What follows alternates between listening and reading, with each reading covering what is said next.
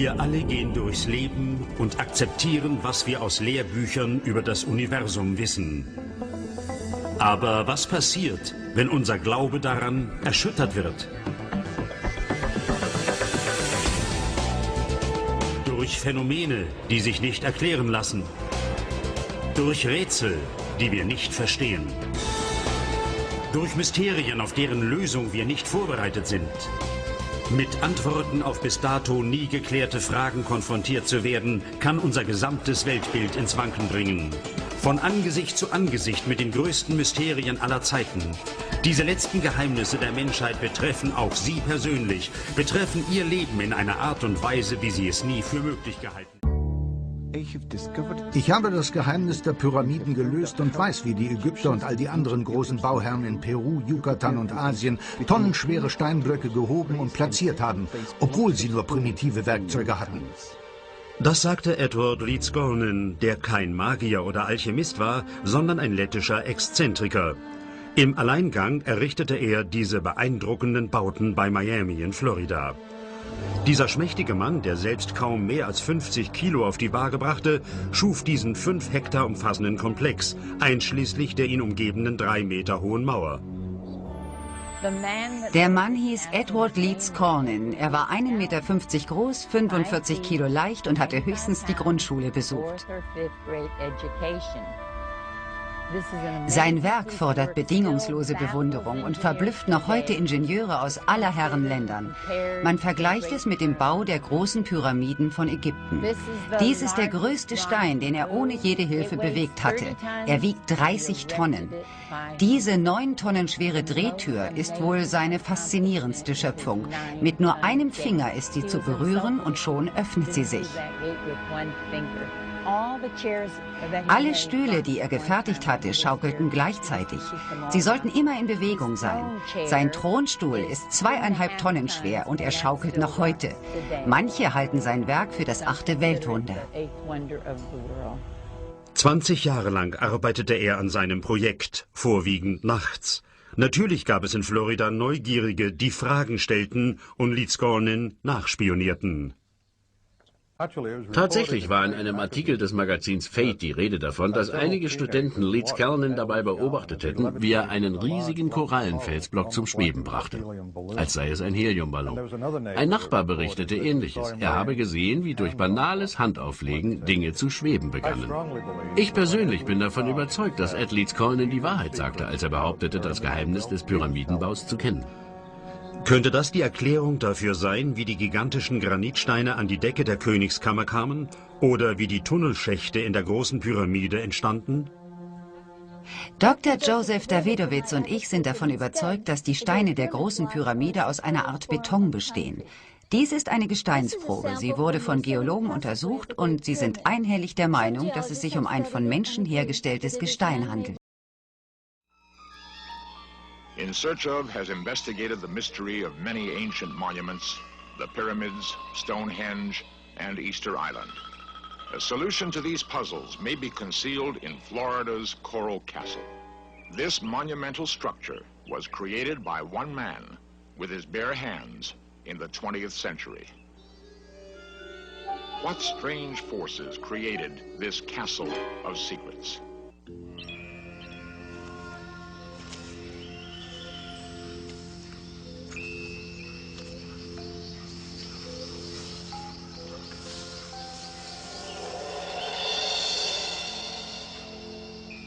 Coral Castle has been called the 8th wonder of the world.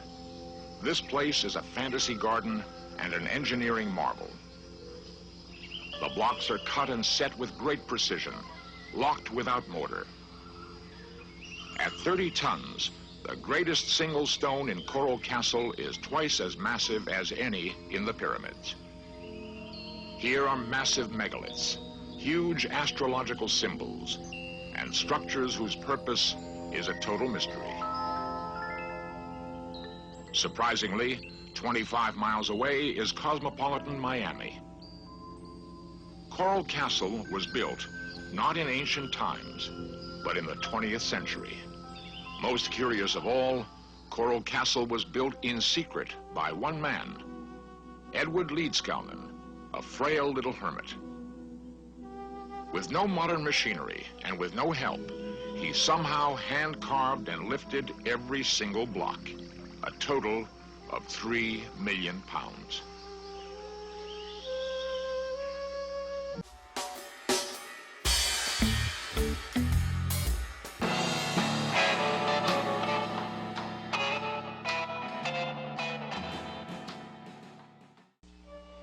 The mystery of Coral Castle began in rural South Florida just after World War I.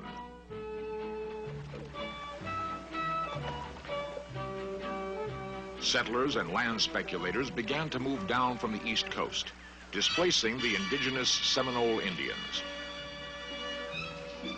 The newcomers found a humid, sprawling tropical land, full of mosquitoes and opportunities.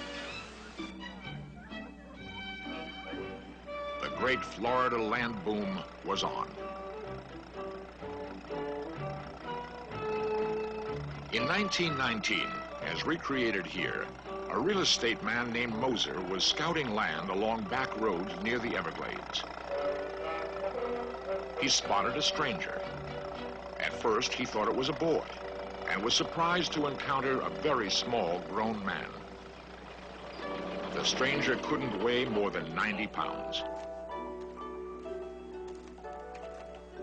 Moser, always friendly, offered a ride. The little man introduced himself, Edward Leedskalnin. Recently immigrated from Latvia, he said with a smile. Was searching this part of Florida for a specific plot of land. Moser realized the little man had advanced tuberculosis.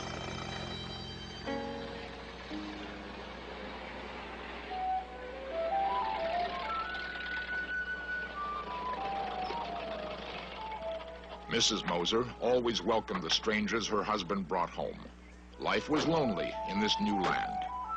Edward Leedskalnin was very friendly, very polite, and confessed outright he hadn't a penny to his name.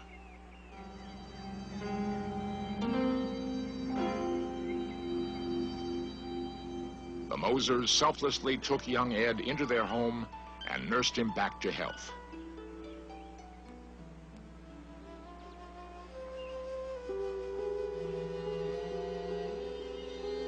They listened with respect to his story of leaving Latvia, of his search all over America for the right type of land. I'll know when I find it, he said. It's for my sweet 16. He would never explain who she was, but Ed was obviously haunted by a dream or a memory of land and a castle for his sweet 16.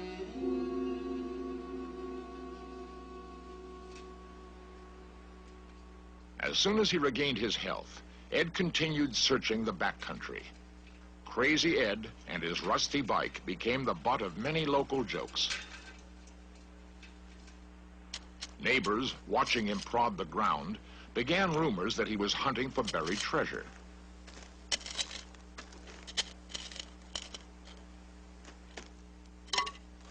Ed always rejected the good farmland.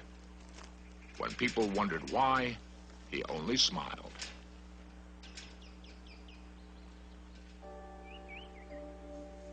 Finally, he excitedly brought Moser to a remote plot.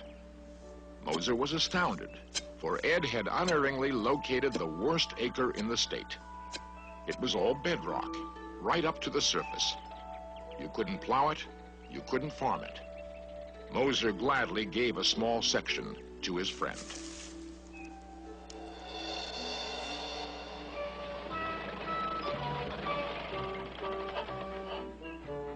A few weeks later, Moser's curiosity got the better of him. He dragged his wife out through the brush to see what Ed could possibly do with that land.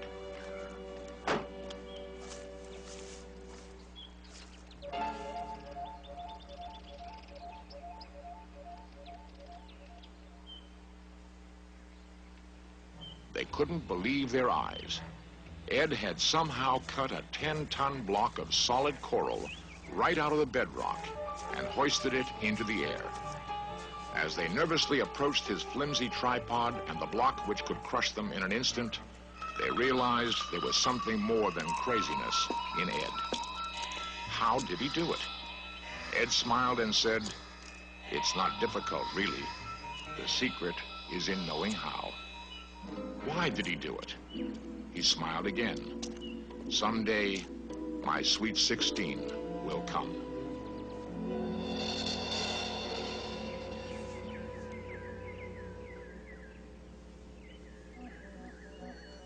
Working alone, he cut more blocks. All the locals had to visit and gape at this accomplishment. Ed was friendly, but firm. He would never tell his secret techniques, and he would always stop work when people came near.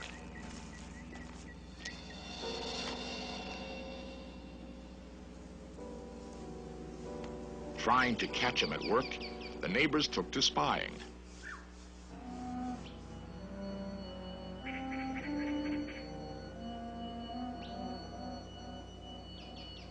Some people swear they saw the rocks move. Ed could somehow sense their inquiring gaze. He would simply stop working and patiently wait until they gave up trying to discover his secrets.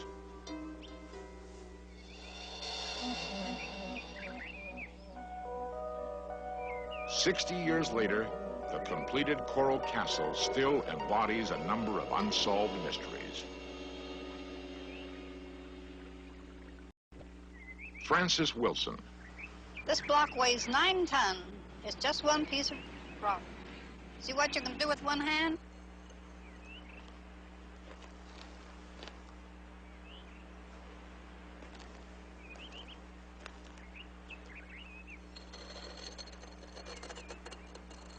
He's quite interested in safety, I know that, and he always wanted to make sure the children couldn't get down in here, and that was his gate to keep children from going down the steps. Those who knew Ed remember him with great respect. Charles Williams and Bodil Lowe. I guess I was maybe 6, 7 years old. I was born and raised about 300 yards from this place, and I would see Ed quite often at the little country store we had, and he was a very slight man. I don't think he was probably any taller than I am. I'm about 5'6". Probably weighed somewhere in the neighborhood of 100 pounds. He always looked frail and sickly, but obviously very strong. He'd say this is because of the stars and the moon, and he would go on and he would show us his electrical machine. Now he made electricity, and he would jump in his bathtub and show how the water would come to certain levels and how he heated it with the sun. And he'd always divert your question. As I say, a very gentle, kind person. And he was, of course, highly intelligent. Many people thought he was a little cracked because he was smarter, I think, than they were, probably. His whole life and whole being was very frugal. Just sustained himself, I think, more or less. And some nights we'd come in the moonlight and sit and walk around in his park. And he would come out and tell us his story if he had a small audience. And he would go along in a very normal sort of a voice, and then we'd ask him why he did it. And they'd say, "Oh, well, someday my sweet 16 is coming," and he'd look up in the stars, and he would get very ethereal in his voice, and he just loved talking about his sweet 16. And he always spoke of her as sweet 16. She never grew any older. It's kind of nice. There were many rumors about mysterious Ed. One held that he was an eccentric miser and kept a stash of money. Late one evening in the 1930s, a band of toughs waited until he was alone in Coral Castle. Little Ed could never have imagined such a shocking intrusion into his private world.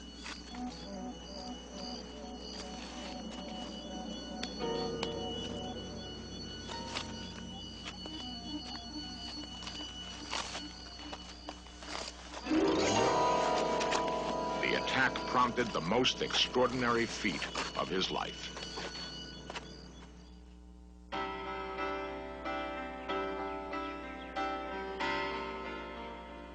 Coral Castle was originally built in a remote area of Florida. For years, Ed Leedskalnin felt safe in isolation, away from the harsh realities of the cities. He had carved this place with his bare hands as a Shangri-La for his sweet 16. Barely surviving a brutal robbery, however, Ed decided to seek safer ground. When he moved, Ed took more than his toothbrush. He took Coral Castle itself. He hired a local truck owner, and with characteristic secrecy, politely asked the man to step around the corner. The truck would be loaded in just a minute.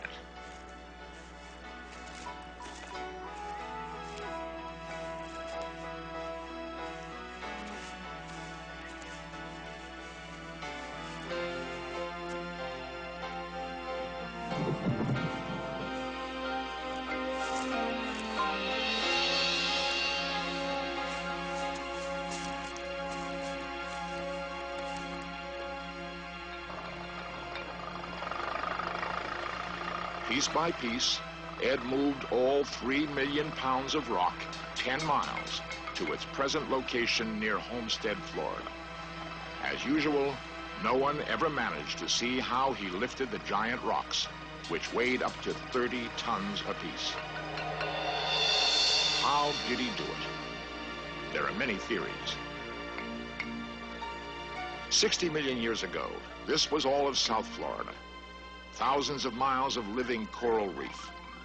The rock which he used, fossil coral, may have internal forces which only Ed understood. A huge brain coral seems almost conscious, perhaps contemplating ancient secrets. Living coral constructs its own undersea castles. Forces deep in the earth fuse dead coral into oolite, a dense, strong organic rock. And most of South Florida has little topsoil over this bedrock. We asked the men at a rock quarry to try an experiment, to cut and lift a giant block of oolite. With diamond-tipped power saws, the cutting alone took several hours. The only way to break the block free, brute force.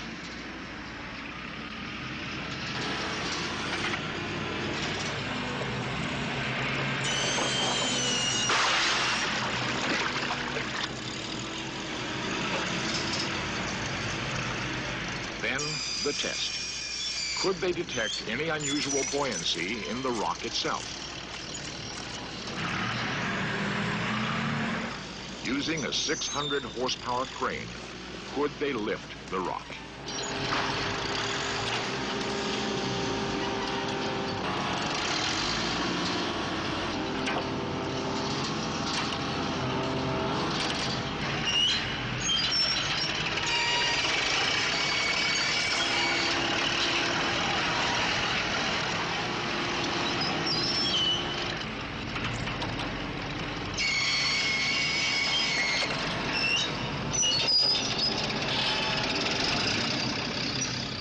Crane almost tipped over, they managed to drag the block a few yards.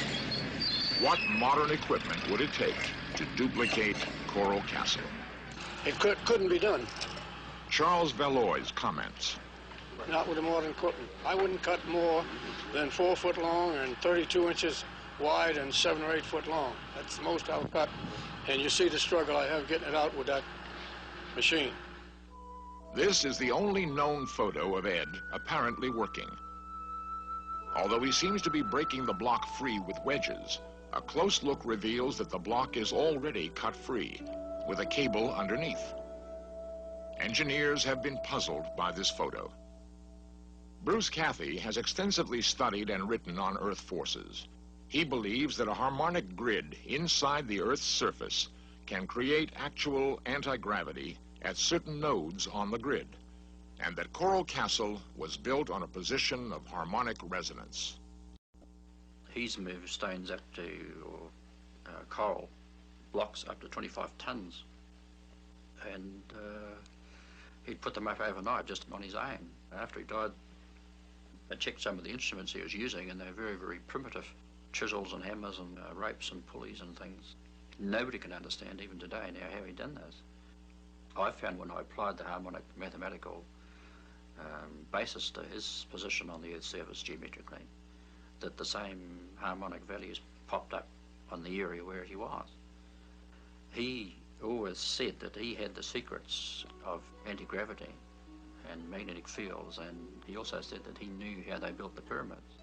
So it appears if he was telling the truth, that it looks like he did have these secrets.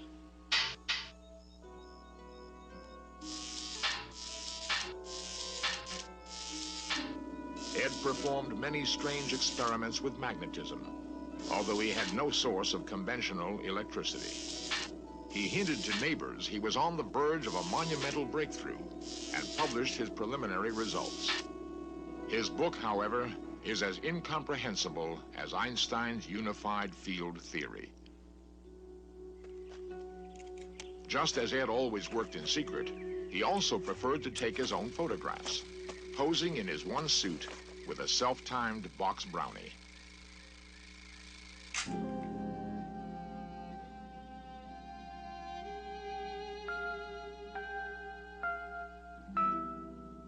These films are not the best quality, but they are the only known movies of Ed Leedskalnin. They were discovered in 1980 in the back of a closet.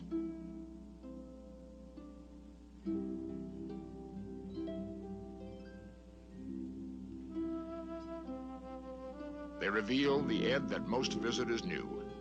Animated, friendly, a simple man.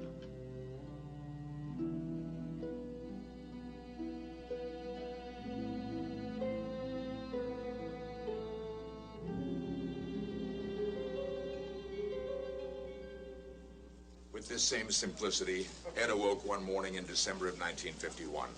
He put on his one suit, hopped a bus, and checked into Miami's county hospital. The doctors were appalled to find him near death from malnutrition. For a while, he rallied under their care, and then died quietly in his sleep.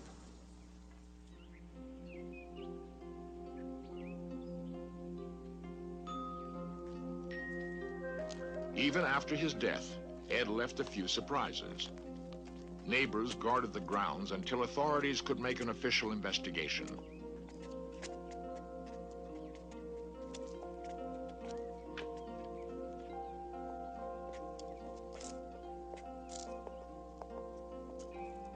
They found his living quarters as Spartan and as ingenious as the rest of Coral Castle.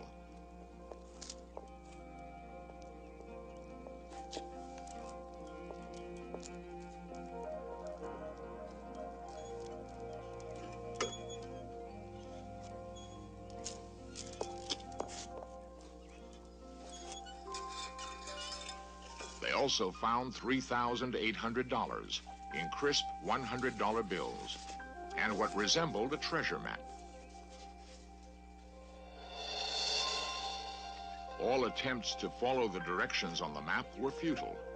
Nothing seemed to correspond to our normal three-dimensional geometry. Ed left many mysteries, a lot of money, and a castle for his sweet 16. Was she a real person, or was she a dream, an ideal of all that is good? This guy built this place with the same technology that they used to build the pyramids. He knew it. That's him. This dude is tiny. He did this all by himself. These are enormous blocks of coral. This is phenomenal.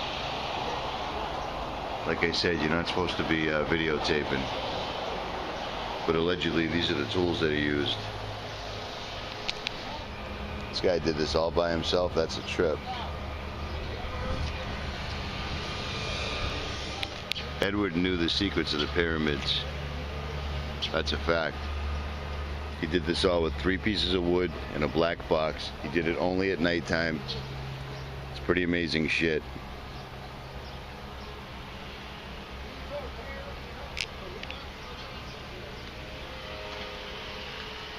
That door over there used to move with one hand, but then we fixed it after he installed it, and well, now it's broken. It doesn't work at all.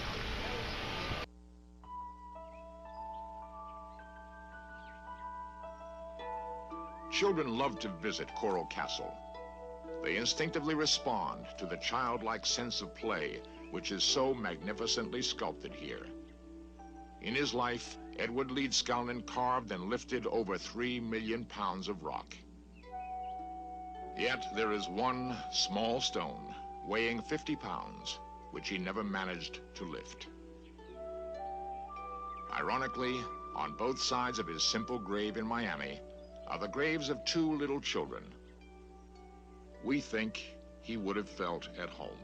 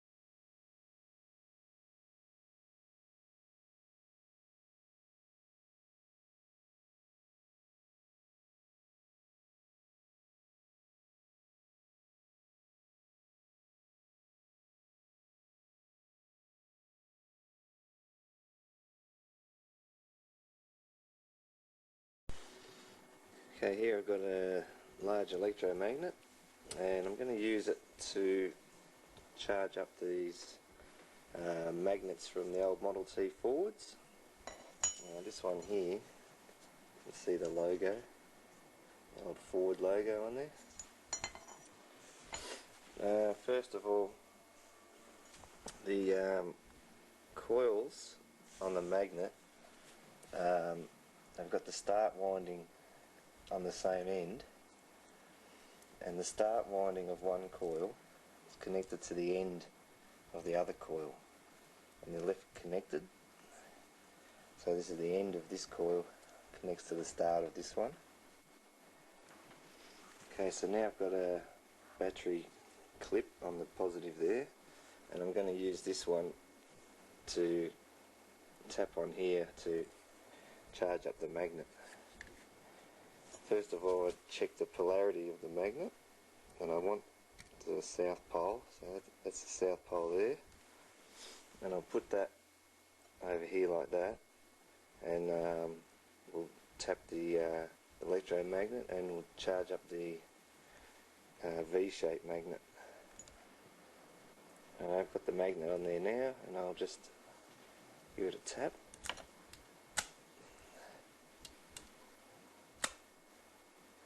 You can see the back EMF.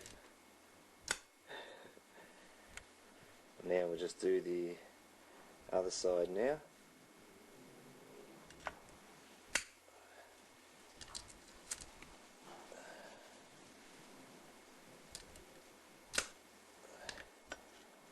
And that magnet now is fairly strong, whereas it couldn't pick up that before, that piece of metal, as it can now easily.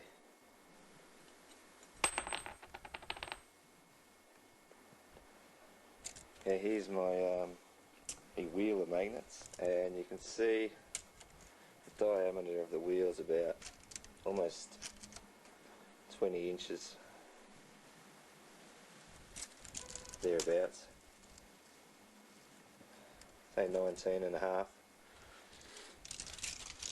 I've just got it on a temporary bearing so I can spin it.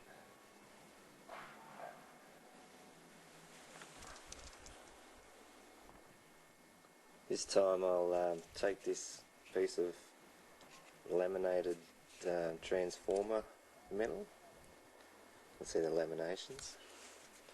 And I've cleaned up one side there. I'll just put it on, and I'll just give it a tap.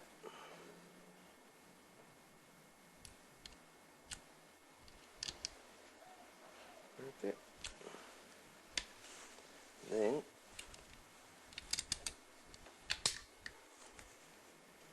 should be able to.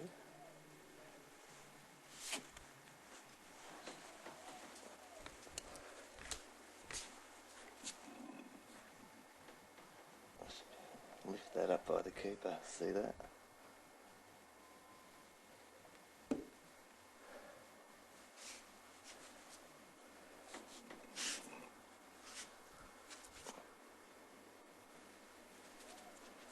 There we go. And that'll stay like that forever.